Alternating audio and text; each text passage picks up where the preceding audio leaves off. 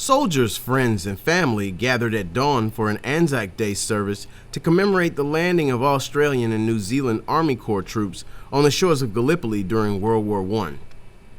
A traditional gunfire breakfast preceded the commemoration service at the National Infantry Museum's 173rd Airborne Memorial. ANZAC Day commemoration started from 1916 and then started to build a bit of momentum, especially after World War I, when the soldiers, or as we call the diggers, returned home. It's really our only one day that we really do deliberately pause, to pay our respect, to remember. So hence we think it's important to maintain that.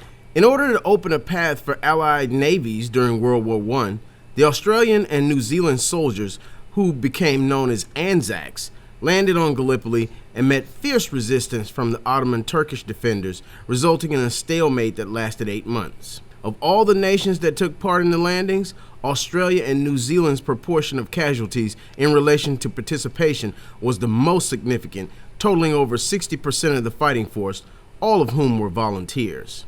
My understanding is that this is the only memorial in continental USA that has ANZAC names on it. So that's why it gives particular, significance for us. So it's great for us as a small community to be able to come together, and if we can't commemorate ANZAC Day back home in Australia, this is probably the next best thing. At the monument erected to the fallen in the shadow of the National Infantry Museum, names were read, wreaths were laid, and remembrances given as families and soldiers toured the site with solemn interest and respectful reflection. Recognizing the sacrifices so many of their countrymen made, these two nations take pride in what they call the ANZAC spirit. Courtney Woody, Fort Benning, Georgia.